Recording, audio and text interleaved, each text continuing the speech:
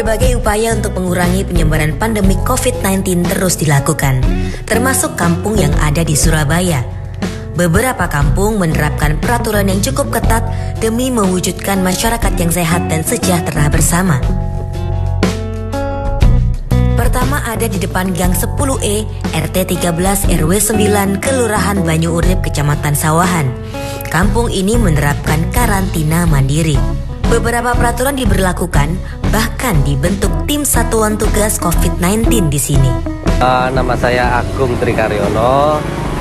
Saya di RT 13 ini bertugas sebagai salah satu anggota tim Satgas COVID-19 di bagian seksi untuk pembinaan dan humas.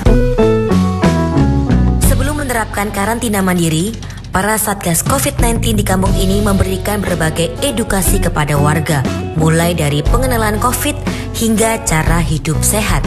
Jadi sebenarnya kita berjalannya sih sambil tidak dalam jangka waktu yang satu sekaligus, enggak.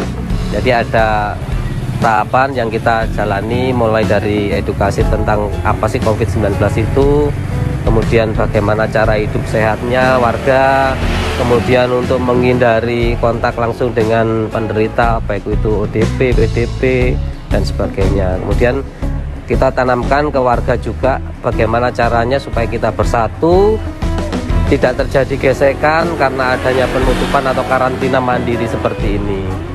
Jadi protokolnya kita sudah bakukan, sudah kita edarkan ke warga. Jadi kita harapkan setiap warga yang kedatangan tamu, itu yang pertama harus melaporkan identitas dari tamu tersebut disertai dengan foto KTP dari warga tersebut.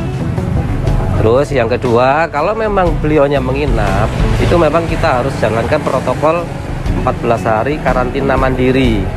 Jadi karantina mandiri ini tamu tersebut harus berdiam diri di rumah keluarganya di situ selama 14 hari.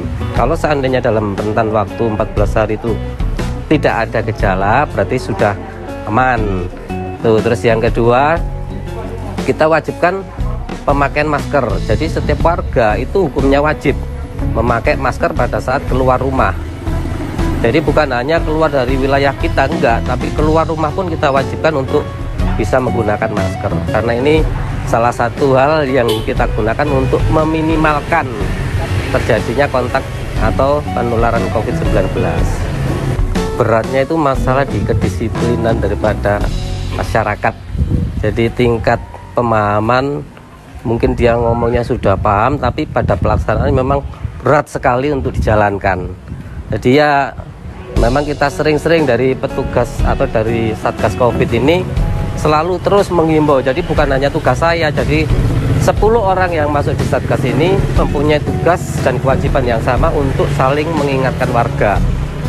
Kalau ada warga yang kesulitan apapun itu, kita berusaha untuk istilahnya mencari solusi yang terbaik. Sebetulnya intinya gampang, patuhi apa yang disarankan oleh pemerintah. Saya kira kalau semua bisa mematuhi, bisa menjalankan dengan baik, pandemi ini bisa diminimalkan, bahkan mungkin lebih bisa cepat untuk terselesaikan.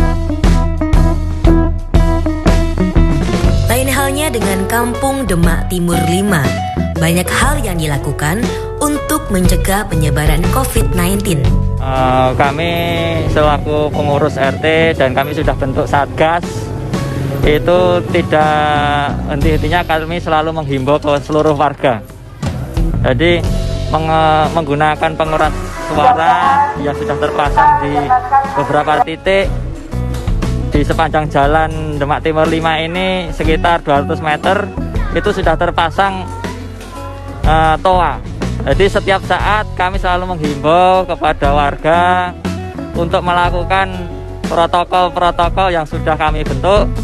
Misalkan keluar rumah itu harus menggunakan masker, masuk rumah harus cuci tangan, dan diusahakan apabila sudah melakukan aktivitas di luar rumah itu selalu cuci tangan sebelum masuk rumah dan segera diusahakan ganti baju dan mandi.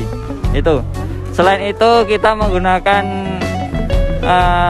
Satgas tersebut untuk keliling ke warga untuk mengukur suhu tubuh dengan menggunakan termogan. Jadi warga cukup keluar ke depan rumah masing-masing, tidak harus berkumpul. Petugas yang melakukan pengecekan suhu tersebut. Selain itu, kami pasang beberapa titik penyemprotan disinfektan yang secara rutin kita nyalakan pagi, sore, dan penyemprotan secara manual menggunakan pompa itu minimal seminggu itu 3 kali. Serangkaian langkah preventif ini dilakukan untuk mengurangi penyebaran virus COVID-19. Kalau bukan kita yang mulai, siapa lagi?